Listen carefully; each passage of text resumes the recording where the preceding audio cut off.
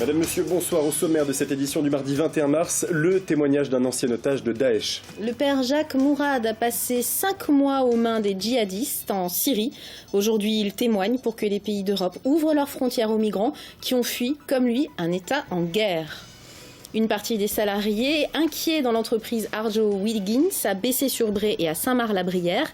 Ils craignent un plan social au vu de la situation économique de la holding qui gère leur groupe.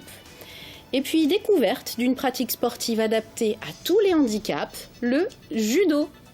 L'invité de ce journal est le directeur de l'IUT du Mans. L'institution fête ses 50 ans ce jeudi lors d'une soirée organisée à l'abbaye de l'Épau. Pierre Lelouarn est avec nous pour en parler.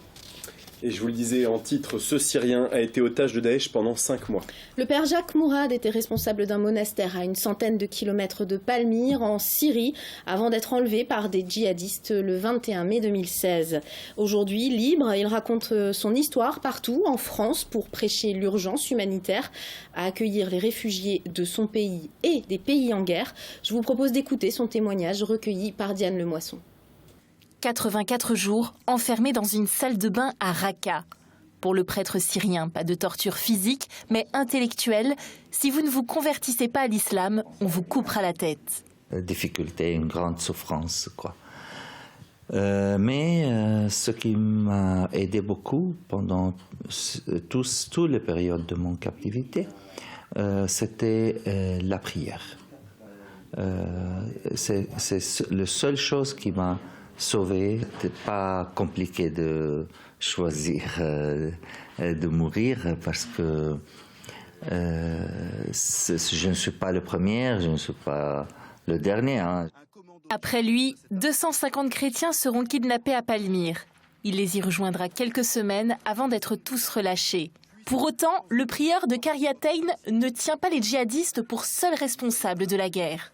A des intérêts politiques, économiques des grandes forces de notre monde, de l'Amérique et de la Russie. Le peuple syrien, ils ne sont que des victimes de cette guerre. Ils n'ont aucune force de prendre une décision. Ils sont dispersés, ils ont perdu tout.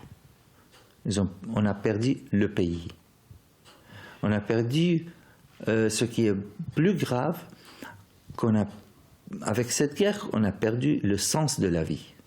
Mais les bombardements continuent, le prêtre organise sa fuite et celle des chrétiens. 6 musulmans perdront la vie en les aidant.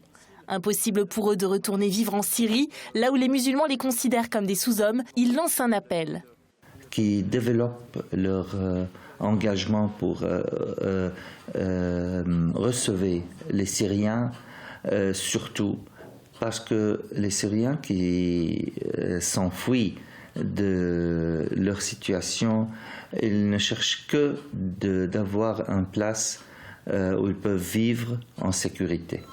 L'évêque du Mans est cité dans le journal de Mediapart de ce lundi. Dans une enquête sur la pédophilie dans l'Église, le journal d'investigation pointe du doigt 25 évêques français qui auraient fermé les yeux sur des actes de pédophilie depuis les années 60. Monseigneur Le Sceau y est soupçonné d'avoir couvert le père Max de Guibert, mis en examen pour viol et agression sur mineurs. De son côté, l'évêque du Mans renvoie au communiqué qu'il avait transmis à la presse en juin 2015, à l'époque de la mise en examen du prêtre sartois. Il y déclare vouloir laisser la justice faire son travail.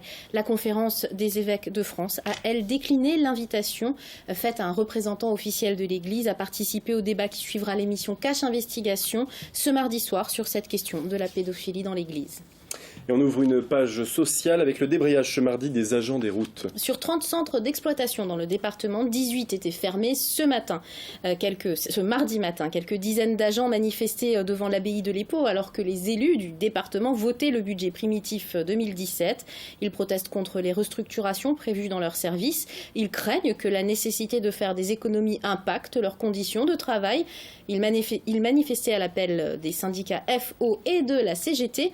On écoute Laurent Giraud, secrétaire CGT du syndicat des routes, au micro de Diane Lemoisson.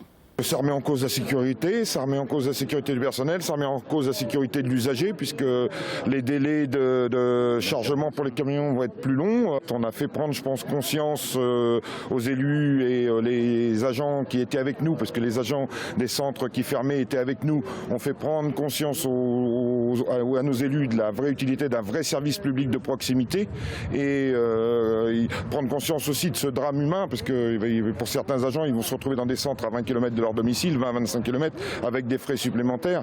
Direction Bessay-sur-Bray à présent avec un débrayage devant l'entreprise Arjo-Wiggins. Un rassemblement devant les grilles de la papeterie avait lieu ce mardi matin à l'appel de la CGT. Les raisons de ce mouvement liées à la crainte d'un hypothétique plan social expliqué par Mathias Hubert. Ce sont les ennuis judiciaires de la holding Sequena, propriétaire de la papeterie, qui inquiètent les salariés. Une amende de 138 millions d'euros qui pourrait impacter les sites de Bessay-sur-Bray et Saint-Marc-la-Brière. Après la fermeture de 3 sites du même groupe ces dernières années en France, la crainte du plan social est présente, même si rien n'est sûr pour le moment.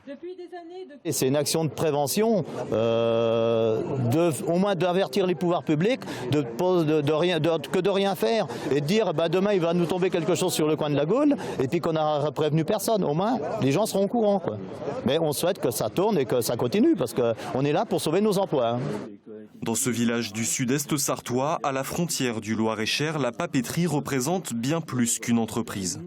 Demain, si notre outil ferme, et je ne l'espère pas, j'espère qu'il durera des années et des années et que c'est des villages qui vont mourir et ça on ne veut pas que des villages meurent parce que bon, c'est plus d'école, c'est plus la poste, enfin bref, c'est beaucoup de choses, des artisans qui s'en vont et c'est une vie qui s'en va. Donc aujourd'hui, on est là pour dire attention, on est là, on existe et à nous de sensibiliser tout le monde.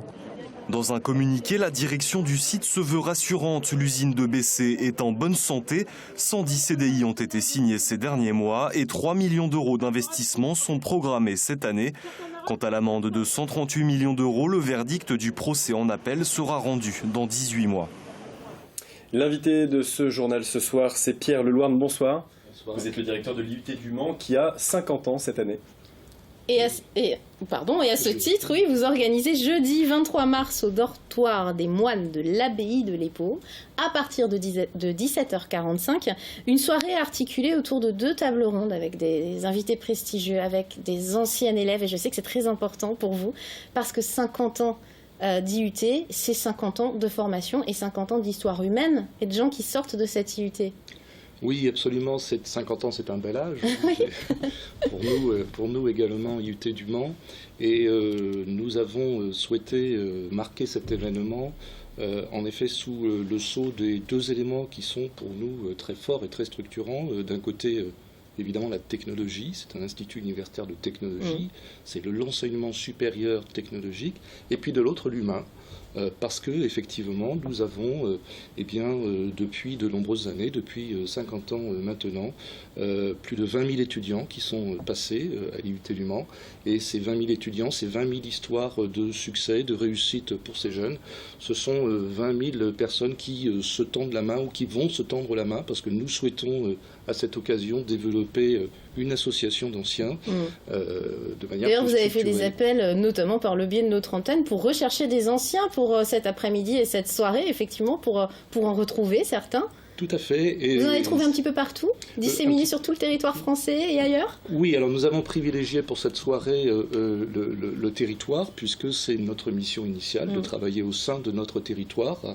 Mais bien sûr, nous avons des anciens sur l'ensemble du territoire national. Alors, donc vous le disiez, il y aura 2 tables rondes, une réellement sur l'accélérateur de compétences que peut représenter un IUT avec les témoignages d'anciens, et puis la première table ronde, c'est le développement, ce qui fait qu'un IUT participe au développement économique du territoire. Vous êtes toujours acteur du développement économique de ce territoire, mais dans quelle mesure?